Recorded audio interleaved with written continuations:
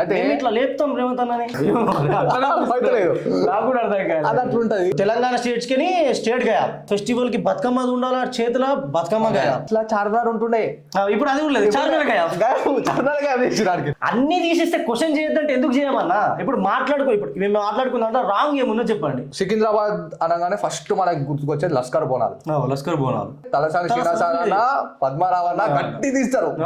పోచమ్మ గుడి ఆరు గ్యారెంటీలు ఫస్ట్ ఏమన్నాడు ఇట్లా కనిపిస్తాయి అంత మొత్తం రావాలి కనిపిస్తాయి. ఇవి మాట్లాడుతూ కింద ఇప్పుడు నెల ముందు తీసుకున్నాం అనుకో 2000 వస్తాయి, నెల తర్వాత తీసుకున్నాం అనుకో 4000 వస్తాయి. అది ఇంట్లో ఒక్కళ్ళకి కాదు ఇద్దరికి వస్తాయి. నువ్వు ఉండని కాంగ్రెస్ కన్నా నువ్వు సీఎం కాంగ్రెస్ పార్టీ సీఎం నువ్వు కొన్ని ఇయర్స్ నుంచి ఉన్న రెప్యుటేషన్ ని కాపాడుతూనే కొత్త డెవలప్మెంట్ అనేది ఉండాలా కానీ పాతవి లేకుండా దాన్ని మొత్తం చెరిపేసి నేను గీసిందే కొత్తది అనేటట్టు పోతే అది ఎప్పుడైనా కానీ బెడిసి కొడుతుంది.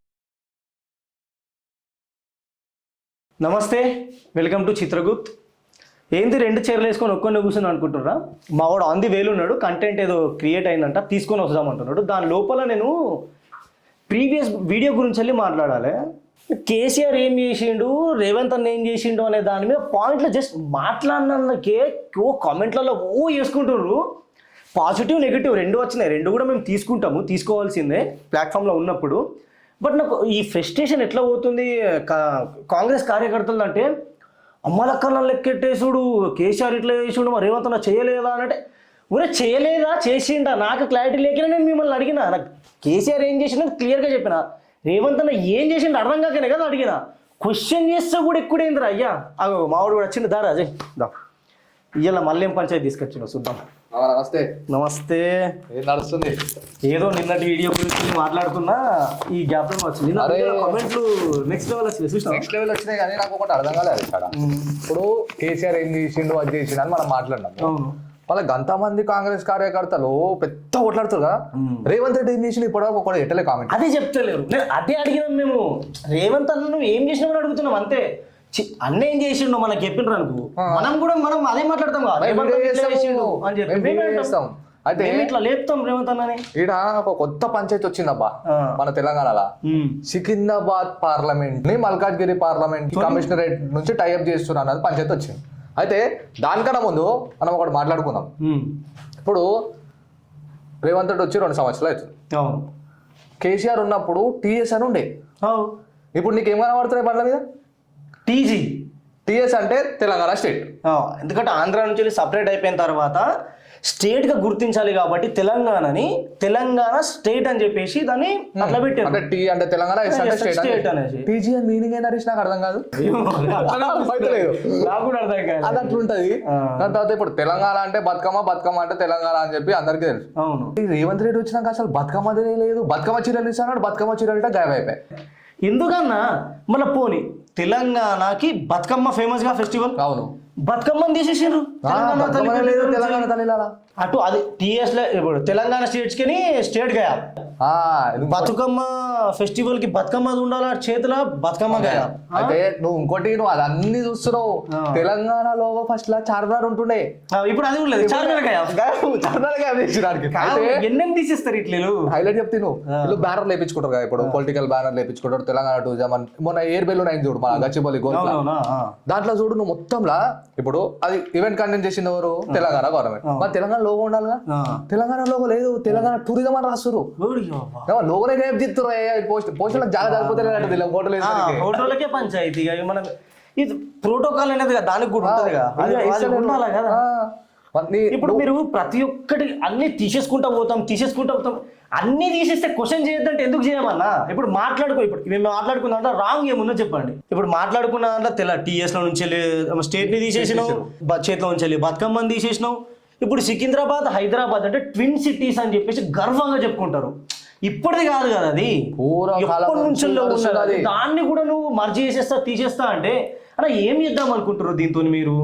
అయితే ఇప్పుడు ఈడ పంచాయతీ ఏమవుతుందంటే రేవంత్ రెడ్డి ప్రెస్ మీట్ పెట్టి నేను అట్లా అనలే, ఆ పాతే అట్లనే ఉంటాయి, గ్రేటర్ హైదరాబాద్ లో ఆల్రెడీ సికింద్రాబాద్ కలిసిందని చెప్పి రేవంత్ అన్న మాట్లాడతాడు.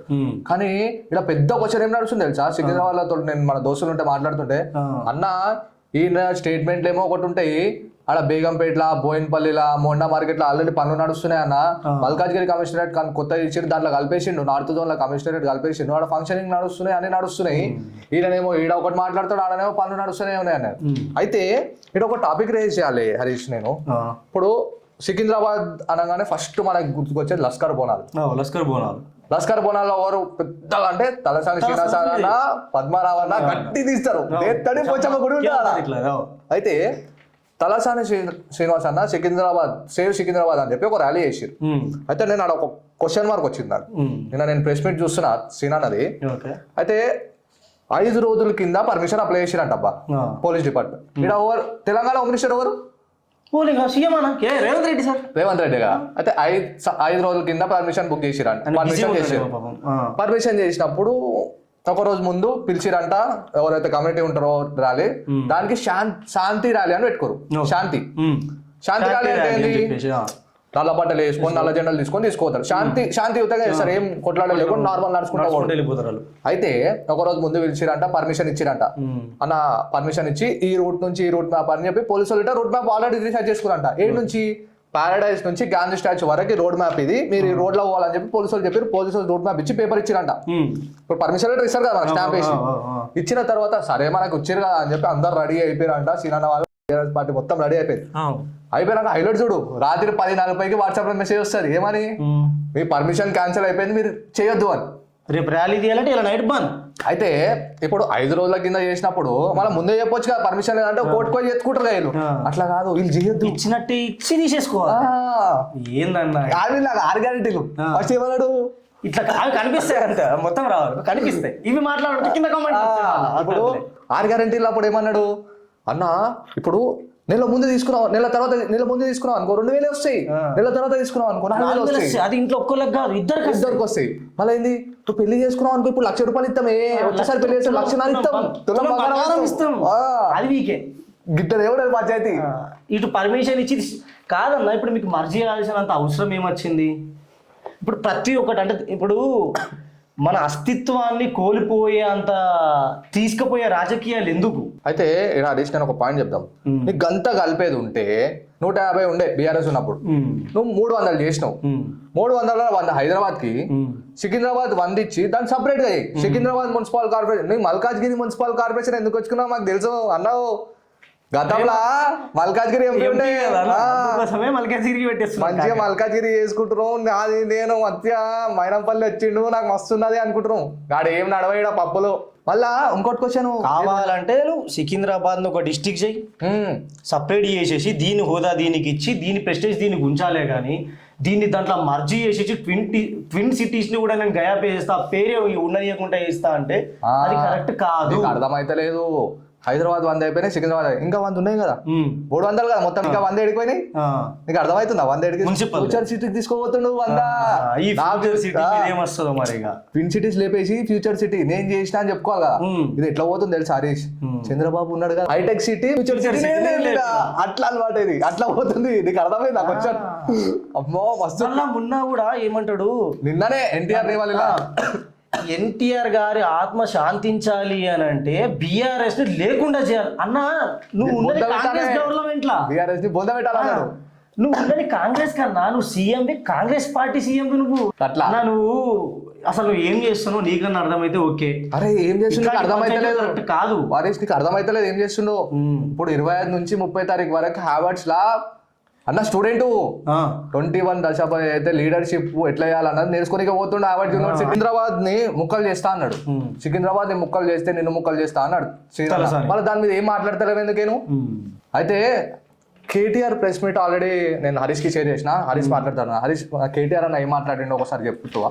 ఇప్పుడు కేటీఆర్ గారు కూడా ఏమంటుంటానంటే, నువ్వు ఇప్పటిదాకా తెలంగాణ అస్తిత్వాన్ని ఏదైతే నువ్వు తీసేద్దాం అనుకుంటున్నావో తీసేసినావు, ఇక్కడికే మస్తు అయిపోయింది. ఇక్కడ నుంచెల్లైనా ప్రజలకు నువ్వు ఇచ్చిన హామీల మీద వర్కౌట్ చేయాలో, లేకపోతే ప్రజలకు మంచి పాలన ఎట్లేయాలో దాని మీద ఫోకస్ చేయని అడుగుతున్నారు. నువ్వు ఈ ట్విన్ సిటీస్ని తీసేసి నువ్వు ఇంకొక 4th సిటీని తీసుకొచ్చి దాని పేరు మీద నువ్వు ఎదుగుతామని అనుకుంటే అది తప్పు. ఇది తెలంగాణ ప్రజలకు అండ్ సికింద్రాబాద్లో మెయిన్గా పుట్టి పెరిగిన ప్రజలకి, హైదరాబాద్లో పుట్టి పెరిగిన ప్రజలకి ఇది అవమానకరంగా పోతుంది, దీన్ని తీసేయడం అనేది చాలా తప్పు అని చెప్పి వాళ్ళు కూడా చెప్తున్నారు. ఏదైనా డిసిజన్ తీసుకునే ముందు కొంచెం జాగ్రత్తగా మన లాస్ట్ కొన్ని ఇయర్స్ నుంచి ఉన్న రెప్యుటేషన్ని కాపాడుతూనే కొత్త డెవలప్మెంట్ అనేది ఉండాలి. కానీ పాతవి లేకుండా దాన్ని మొత్తం చెరిపేసి నేను గీసిందే కొత్తది అనేటట్టు పోతే అది ఎప్పుడైనా కానీ బెడిసి కొడుతుంది. రేవంత్ అన్న, నువ్వు తీసుకునే డిసిషన్స్ కొన్ని రాంగ్ ఉన్నాయి, అవి కరెక్ట్గా నువ్వు సరిదిద్దుకొని ఇంకా ది బెస్ట్ చేసేటట్టు ఉంటే బాగుంటుంది. ఇట్లాంటి డిసిషన్స్ తీసుకొని ప్రజల్లో ఉన్న వ్యతిరేకతని ఇంకా డబల్ చేసుకోవడమే తప్పించి మంచి అయితే కాదు. సో దీని మీద మీరు ఫోకస్ చేస్తారేమో అని అనుకుంటున్నాం. అట్లీస్ట్ ప్రజలకు మంచి కాకపోయినా చెడు మాత్రం చేయకుండా చూసుకోండి, మీ రెప్యుటేషన్ని తగ్గించుకోకండి. ఇది మా నుంచి కోరుకుంటున్నాం. అయితే రేవంత్ అన్న, ఇప్పుడు నువ్వు సికింద్రాబాద్ మున్సిపాలిటీ గ్రేటర్ హైదరాబాద్ పెడతా అంటున్నావు కదా, 300 ఏవైతే చేసినావో దాంట్లో 100 సికింద్రాబాద్కి ఇచ్చి, సికింద్రాబాద్ అంటే మాకు ఎంత ప్రేమ అంటే మాంకాలమ్మ సికింద్రాబాద్ బోనాలు ఫస్ట్ స్టార్ట్ అవుతాయి కాబట్టి ఆ మాంకాళి మున్సిపల్ కార్పొరేషన్ పెట్టాలని చెప్పి మేము కోరుకుంటున్నాం. సికింద్రాబాద్ ప్రజలు ఇటు అదే కోరుకుంటున్నారు. అదే చేస్తే మంచిగా ఉంటుంది అని చెప్పి మేము మీట కోరుకుంటున్నాం.